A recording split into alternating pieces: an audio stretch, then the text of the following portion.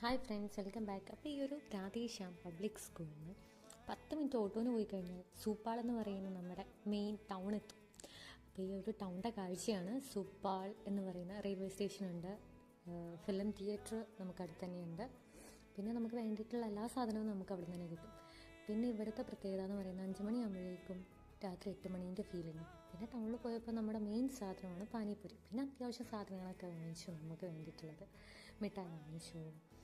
അതും പലതരത്തിലുള്ള മിഠായി വാങ്ങിച്ചിട്ടുണ്ട്. കാരണം ഇവിടുത്തെ ചപ്പാത്തി തിന്ന് മതിയായി. പിന്നെ ചായ കുടിച്ച ഗ്ലാസ് നമ്മൾ വണ്ടി ഒഴിവാക്കാറില്ലല്ലോ, വീട്ടിലേക്ക് തിരിച്ചു കൊണ്ടുവരും. പിന്നെ നമ്മുടെ ഓംലെറ്റ്, അതുപോലെ തന്നെ സ്കൂളിലേക്ക് ഷൂ വേണമെന്ന് പറഞ്ഞ് ഷൂ ചെക്ക് ചെയ്തു. ബട്ട് ഈ ഒരു ഷൂ അല്ലാട്ടോ വാങ്ങിച്ചത്. പിന്നെ പാൽപ്പേട നമ്മുടെ മെയിൻ സാധനമാണ്.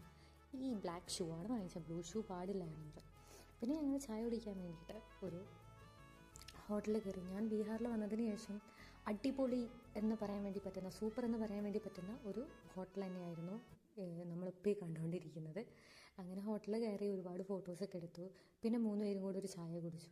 പിന്നെ ഞങ്ങൾ തിരിച്ച് വീട്ടിലേക്ക് വന്നു.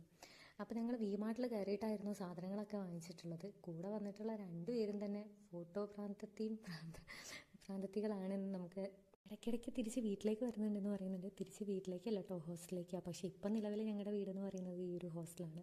ഞങ്ങളുടെ എല്ലാ സാമഗ്രികളും ഇവിടെ തന്നെയാണുള്ളത്. പിന്നെ ഞങ്ങൾ ലാസ്റ്റ് വിമാർട്ടിൽ നിന്ന് സാധനങ്ങൾ വാങ്ങിയതിൻ്റെ ചെറിയൊരു ബില്ലാണ് ഈ കാണുന്നത്.